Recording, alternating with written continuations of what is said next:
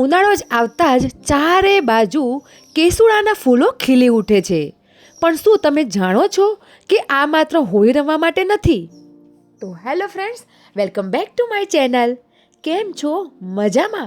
આ ફૂલોમાં છુપાયેલો છે તમારી સ્કિન માટેનો અસલી ખજાનો. આજે હું તમને શીખવાડીશ કે કેવી રીતે ઘરે જ કેસુડામાંથી 100% નેચરલ અને કેમિકલ ફ્રી સાબુ બનાવીશ, અને જે તમારી સ્કિનને ઠંડક આપશે, ત્વચાના રોગોથી દૂર આપશે. ઉનાળામાં અળીઓ, ખંજવાળ, સ્કિન ટેનિંગ આ ઘણી બધી સમસ્યાઓ રહેલી હોય છે. તો આજે આપણે આ વિડીયોમાં બધી જ વાત કરીશું. તમારા પ્રશ્નોનું સોલ્યુશન થઈ જ જશે. તો વિડીયોને લાસ્ટ સુધી જરૂરથી જોજો. અને હા, ચેનલ પર પહેલી વખત આવ્યા હો ને તો please subscribe to my channel. અને હા, હોળીમાં જે રમતા કપડાં કલરવાળા અથવા તો કેમિકલના રંગોથી થતા હોય તો તેને દૂર કેવી રીતે કરવા, એ ડાઘ છે તેને દૂર કેવી રીતે કરવા, તેની વિડીયો મેં તમારી સાથે શેર કરી છે. પૂરી વિડીયો ન જોઈ હોય તો તેની લિંક પણ મેં પોસ્ટમાં એડ કરી દીધી છે. તમે જરૂરથી જોજો. ચાલો લે સ્ટાર્ટ.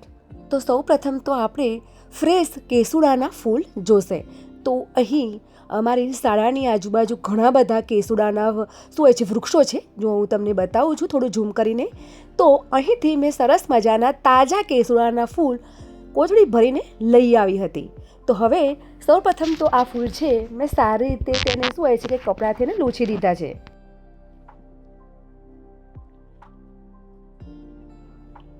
હવે જુઓ, આ રીતે ખીલેલા ફૂલો હોય ને તે તમારે લેવાના છે, અને નીચેની એની જે દંડી છે થોડી ગ્રીન કલરની એ અલગ કરી નાખવાની છે. તેનો પણ આપણે ઉપયોગ કરવાનો છે. તો આવી રીતે મેં ફ્રેશ ફૂલ છે એ મેં લઈ લીધા છે. જુઓ, આટલા એક બે ખૂબા જેટલા લઈ લીધા છે, એટલા ઘણા છે. અને જે વધેલો જે ફૂલો છે અને જે ડાળખીઓ છે તેનું શું કરું એ તમને હું આગળ બતાવીશ. તો જો હવે ફૂલો સરસ મજાના મને તો ખરેખર તાજા છે એટલે હું ખૂબ જ ખુશ છું. અને હવે આખા મારા ફેમિલી માટે હું કેસુડાનો સાબુ બનાવવાની છું. બધાને એક ભાગમાં આવી જાય એ રીતે હું બનાવવાની છું. તો શું હોય છે કે કેસુડાના જે ફૂલના સાબુ છે એ બે રીતે થાય છે. પરંતુ જો હું તાજા કેસુડાના ફૂલનો સાબુ બનાવી રહી છું ને એટલા માટે હું આ રીત વાપરું છું. નહીં તો તમારે જુઓ, જે કેસુડાના ફૂલો સુકાઈ ગયેલા હોય, કરમાઈ ગયેલા હોય, અથવા તો તેને આપણે શું હોય છે કે તેને આવતા 1-2 દિવસ લાગતા હોય તો તમારે એક બીજી રીતે પણ તમે સાબુ બનાવી શકો છો. તે હું તમને આગળ કહીશ. હવે આ બધા જે ફૂલો છે તેને આપણે મિક્સર જારમાં લઈ લઈશું. અને થોડું મેં અહીં પાણી વધારે એડ કર્યું છે, તે હું તમને એ પણ તેનું કારણ આગળ કહીશ. તો જુઓ, એ સરસ મજાની એક ફાઇન પેસ્ટ બનાવી દેવાની છે. થોડું અંદર ભાગ રહી જાય થોડો કકરો તો પણ વાંધો નથી. આપણે આનો ઉપયોગ નથી કરવાનો, આપણે તેને ગાળીને ઉપયોગ કરવાનો છે. તો જુઓ, એ સરસ મજાનું મિક્સર જારમાં ગ્રાઇન્ડ થઈ ગયું છે. અને અહીં મારી પાસે કોટન દુપટ્ટો છે. ઘણા ટાઈમથી હું યુઝ કરતી હતી, પરંતુ હવે તે ફાટી ગયો હોવાથી હવે તેનો ઉપયોગ નથી કરતી. ગરણે કરતાં અથવા તો જાળીવાળું કોઈ વાસણ કરતાં તમે કોટનનો દુપટ્ટાથી તમે ગાળશો ને તો એકદમ ઝીણામાં ઝીણા જે પીસ હશે ને તે પણ તમારે ગળાઈ જશે, અને પ્યોર એનો પલ્પ નહીં પણ પ્યોર એનું પાણી તમારે મળી જશે. તો હવે જુઓ, મેં આ રીતે દુપટ્ટાની મદદથી મેં સરસ મજાનું આવી રીતે જ્યુસ ગાળી દીધો છે. અને આપણને હવે પ્યોર આપણને કેસુડાનો જ્યુસ મળી ગયો છે, એટલે કે તેનો રસ મળી ગયો છે. હવે આ રસનો હું 2 ભાગમાં ડિવાઈડ કરવાની છું, એટલે કે 2 કામમાં હું વાપરવાની છું. હવે આપણે સોપ બેઝ લેવાનો છે. તો અહીં ઘણા બધા ફ્લેવરના સોપ બેઝ ઓનલાઈન મળે જ છે. અને અહીં તમે જોઈ શકો છો કે હું અનબોક્સિંગ કરું છું. મેં સોપ બેઝ મંગાવ્યો છે અને સાથે આ સાબુના મોલ્ડ મંગાવ્યા છે. હવે રહી વાત સાબુના, સરસ મજાના મોલ્ડ મારી પાસે રિસીવ થયા છે. અને હું કોઈ કંપનીનું કોઈ એડવર્ટાઈઝ કરતી નથી, પણ ક્વોલિટી એની સારી છે. આગળ હું ઉનાળામાં ઘણા બધા સાબુ બનાવવાની છું કે જે ટેનિંગ પણ દૂર કરશે, અને હા, જેનો કલર શ્યામ છે તે પણ તે દૂર કરશે. એવા અલગ 5 થી 7 જાતના હું સાબુ આગળ બનાવવાની છું. તો હજુ સુધી મારી ચેનલ તમે સબસ્ક્રાઈબ નથી કરી તો કરી લેજો. અને હા, તમે કયા શહેરમાંથી જોઈ રહ્યા છો તે પણ તમારા નામ સાથે મને જરૂરથી કહેજો. ઓકે, તો હવે આપણે સાબુનો બેઝ છે એને હું કટ કરું છું. આ સાબુના બેઝમાં મોસ્ટ ઇમ્પોર્ટન્ટ શું હોય છે, એ પ્યોર હોય છે. આની અંદર કોઈ કેમિકલ નથી હોતું, કોઈ ફ્રેગ્રન્સ નથી હોતું. તમે એને સૂંઘી જશો ને તો કંઈ જ એની સુગંધ આવશે પણ નહીં, એકદમ પ્યોર છે. આની અંદર તમે કોઈ પણ તમે ફ્લેવર નાખીને બનાવી શકો છો. અને રહી વાત, આમાં મોસ્ટ ઇમ્પોર્ટન્ટ શું છે કે આપણી એજના નહીં પરંતુ નાનું બાળક પણ યુઝ કરી શકે છે અને મોટા વડીલ પણ યુઝ કરી શકે છે. ઓકે, તો હવે આને મેં થોડા કટ કરી દીધા છે. બેઝ હું બાજુમાં સરસ પેક કરીને મૂકી દઉં છું. અને જો આના સરસ મજાના નાના નાના પીસ મેં કરી દીધા છે. હવે અહીં સાઈડમાં મેં ડબલ બોઇલર રાખવાનું છે. તો પાણી ગરમ કરવા મેં મૂકી દીધું છે. ઉપર આવી રીતે મેં બાઉલ મૂકી દીધું છે અને પાણી ગરમ થઈ ગયું છે. એટલે આ પીસ છે આપણે અંદર ઓગાળવા માટે મૂકી દેવાના છે અને 5 કે 7 મિનિટમાં તો આ પીસ ઓગળી પણ જશે. તો હવે ખાસ વાત તો હવે વિડીયોમાં આગળ જોઈશું. આપણે બધા ભૂલ કરતા હોઈએ છીએ કે હું સાબુ બનાવું છું તો મનમાં એવું પણ થતું હશે કે આમાં શું મોટી વાત છે, આવા સાબુ અમે પણ બનાવીએ છીએ. પરંતુ સાબુ બનાવતા અમુક કન્ડિશનનું ધ્યાન રાખવું પડતું હોય છે. જેમ કે ટેમ્પરેચર મેન છે વસ્તુ. ટેમ્પરેચરમાં આપણે જેવી રીતે ઓર્ગેનિક સાબુ તો બનાવતા હોઈએ છીએ, પરંતુ જે આપણે ઓર્ગેનિક જે પાવડર છે અથવા તો એનું લિક્વિડ છે કે ઓઇલ છે એ આપણે ગરમ આપણે જ્યારે આ બેઝ ઓગળી જાય છે અને એ જ ગરમમાં આપણે એડ કરી નાખેલી બધા જ કેમિકલ એ ગરમાના કારણે બળી જતા હોય છે અને એનો એટલો બધો ગુણ આવતો નથી હોતો.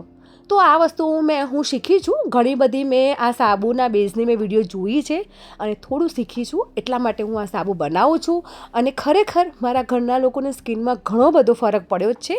અને જે બહારના સાબુ કેમિકલના લાવ્યા કરતાં ઘરે જ જો આવી રીતે બનાવીએ તો વધારે સારું. જો હવે વાતમાં આપણે જે સાબુનો બેઝ છે એ ઓગળી ગયો છે અને તેને 1 જ મિનિટ માટે મેં ઠંડો કરવા મૂક્યો છે. અને પછી આપણે જે પાવડર અથવા તો જે પલ્પ એડ કરવાનો હોય તે એડ કરવાનો છે. પહેલાં તો હું બ્લૂબેરીનો પાવડર મેં એલ્સ ગુડનેસમાંથી મેં મંગાવ્યો હતો. ઘણી બધી પ્રોડક્ટ મેં મંગાવી છે કારણ કે આ જે કંપની છે એમાં બધી જ પ્રોડક્ટો આયુર્વેદિક હોય છે, કેમિકલ ફ્રી હોય છે. તો મોસ્ટલી મેં 5 કે 7 જેટલા મેં પાવડર મંગાવ્યા છે. અને અહીં હું બ્લૂબેરીનો પાવડર 1 કે 1.5 ચમચી જેટલો એડ કરવાની છું. તો એમાં શું હોય છે કે મારે થોડો ડાર્ક જોઈએ છે અને બ્લૂબેરીનો પાવડર પણ એમાં મને શું હોય છે કે એનો બેનિફિટ પણ મને મળી રહેશે. તો એ પાવડર એડ કરતાં પહેલાં અહીં હું જે આપણે કેસુડાનું પાણી તૈયાર કર્યું હતું તે એડ કરી દીધું છે અને મને થોડો કલર આમ ડાર્કમાં જોઈએ છે એટલા માટે. અહીં મેં 1 કે 1.5 ચમચી બ્લૂબેરીનો પાવડર મેં એડ કર્યો છે. અને તમારે જો વિટામિન E કેપ્સ્યુલની જો કેપ્સ્યુલ હોય તો 3 થી 4 જેટલી એડ કરવાની છે. તો અહીં મારી પાસે હતી નથી એટલે પૂરી થઈ ગઈ છે.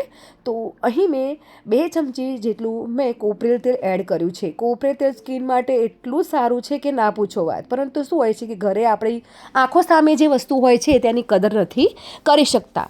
તો કોપરેલથી સ્કિન અત્યારે કેવી હોય છે કે ડબલ ઋતુ છે તો રૂખી સ્કિન થઈ જતી હોય છે. તો કોપરેલ એનો ખૂબ જ સારો ભાગ ભજવે છે. હવે આ બધું જ મિશ્રણ આપણે બરાબર મિક્સ કરી લઈશું કેમ કે આમાં પાવડર એડ કર્યો છે તો આમાં લમ્સ ન પડે.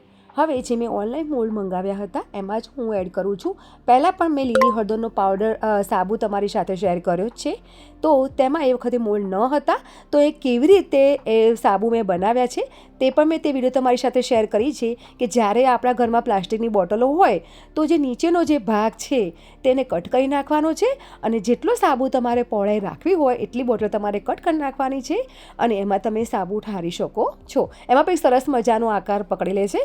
તો જો અહીં બધા જ મેં મોલ્ડમાં છે ને શું હોય છે કે 4 સાબુ થઈ ગયા છે અને એક આ 5મો. તો અહીં 4 થી 5 સાબુ રેડી થઈ ગયા છે. મિનિમમ જો એક માણસ વાપરે તો 3 થી 4 મહિના ચાલવાનો સાબુ છે. ફેમિલી વાપરે તો 1 થી 2 મહિના. તો ઇઝીથી 1 થી 2 મહિના ચાલી શકશે. શરીરમાં ઠંડક આપશે, સ્કિનમાં પણ ઠંડક આપશે. હવે આને મિનિમમ 15 થી 20 મિનિટ જ આપણે ઠરવા દઈશું તો ઇઝીથી સરસ મજાનો કડક થઈ જશે. 20 મિનિટ જેટલી થઈ ગઈ છે. સાબુ સરસ મજાના જામી ગયા છે અને જુઓ આવી રીતે મોળમાંથી ઇઝીથી નીકળી જાય છે. અને પ્લાસ્ટિકની બોટલનો પણ ઉપયોગ કરશો તો પણ ઇઝીથી નીકળી જશે. તો તૈયાર છે આપણો હોમમેડ કેસુડા સાબુ. અને આ સાબુ વાપરવાથી તમારી સ્કિન સોફ્ટ થવાની જ છે કેમ કે આપણે ઓઇલનો અંદર ઉપયોગ કર્યો છે. જ્યાં એકલું પાવડર અને પલ્પનો ઉપયોગ થાય ત્વચા સારી તો થાય પણ મુલાયમ નથી થતી. તો અહીં આપણે કોપરેલ તેલનો ઉપયોગ કર્યો છે તો ત્વચા તો સોફ્ટ બનવાની જ છે. અને હા, તેના સાથે સાથે ઉનાળાની ગરમીમાં તો ખૂબ જ રાહત તમને મળશે. જો તમને આ રીત ગમી હોય ને તો વિડીયોને લાઈક કરજો અને શેર તો જરૂરથી કરજો. મિત્રોને તો ફટાફટ શેર કર્યા વગર ભૂલતા નહીં. તમે પણ આ રીતે કેસુડાનો સાબુ તમે બનાવી શકો છો. હવે મેં આગળ વાત કરી હતી કે જો તમારી પાસે તાજા ફૂલ ન હોય તો તમારે કેવું કરવાનું કે જે ફૂલ છે તેને આપણે થોડા સૂકવી દેવાના છે અને તેનો પાવડર બનાવવાનો છે. અને પાવડર સારી રીતે એકદમ ઝીણા કપડામાં ચાળીને અને એ સાબુ જે પાવડર છે કેસુડાનો તે તમે સાબુ આ રીતે પાવડરથી પણ તમે બનાવી શકો છો. પરંતુ એક વાતનું ધ્યાન રાખવાનું છે કે તેમાં લમ્સ ન પડે, નહીં તો નાતી વખતે પાવડર જેવું થઈ જશે. તો આ રીતે પણ તમે કેસુડાનો સાબુ બનાવી શકો છો અને તૈયાર છે કેસુડાના સરસ મજાના સાબુ. ટ્રાય જરૂરથી કરજો. હવે જ્યાં પલ્પનું પાણી વધ્યું હતું તેનો પણ હું ઉપયોગ કરવાની છું.